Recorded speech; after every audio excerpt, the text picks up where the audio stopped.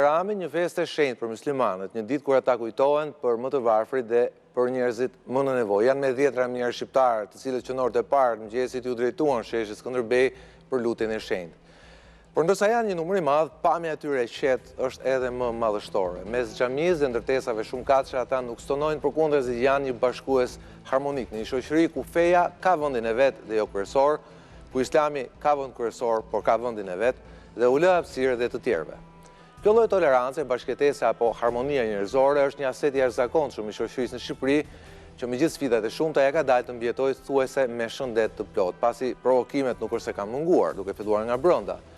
Herë nga padituria, ndonjëherë nga varfëria, ndonjëherë edhe nga likësia, përpjekje për të radikalizuar Islamin në Shqipëri nuk kanë munguar, për fat të gjitha kanë dështuar.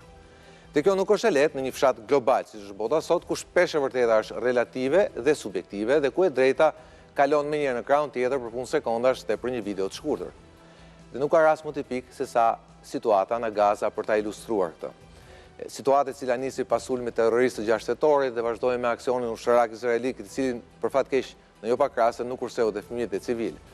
Edhe shqiptarët nuk ndenjën indiferent, nuk munguan protestat ku pjesëmarrja ishte më e lartë se zakonisht. Kulmi arriti pak ditë më parë kur aktivistëve pro Gazës që mbritën atje, ju bashkua dhe një shqiptar. Por ai u bë dëshmitar i një pritje të dhunshme nga një ministër ekstremist i djathtë i qeverisë së Izraelit, i cili e trajtoi aktivistët si terrorist, me pamje tronditse, si kundër Salvatori trajton grupet kriminale të drogës.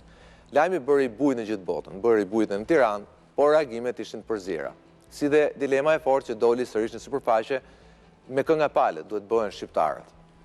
Përgjigja e kësaj pyetje nuk është e lehtë, jo thjesht për fe, por dhe për humanizëm. Situata në Gaza është tragjike. Së fundmi fal konfliktin në Iran, për fat keq duket edhe një situatë që po harrohet. Por nga ana tjetër, qeveria jonë për konfliktin në Iran është rreshtuar hapur pro Izraelit. Juria jonë e Eurovisionit i dha këngës së Izraelit 10 pikë dhe përpakën nxori fitues në një konkurs evropian ku së paku 6 vende bojkotuan si protestë ndaj Izraelit. Kombëtarja e Izraelit vjen në qershor këto ditë të luajë në Tiranë dhe jo për pak vetë kjo duket edhe si një farë sfide. Por 2 ditë më parë, një sondazh i ABC News këtë javë nxori disa shifra që të fusin mendime. Ndërsa ka një numër në rritje që e quajnë situatën humanitare në Gaza si të papranueshme, duket po aq i madh, në mos pak më shumë, numri shqiptarëve që kërkojnë që të jemi të kujdesshëm, pasi po ashtu populli ynë ka një raport special edhe historik me hebrejt. Dhe ky është debati i sotëm në këtë ditë Kurban Bajrami në Real Story. A mund të jemi ne indiferent, a mund të mos marrin në pozicion një përplasje të tillë si në Gaza, ku historia dhe feja na vendosin në pozicione edhe të kundërta brenda vetes tonë.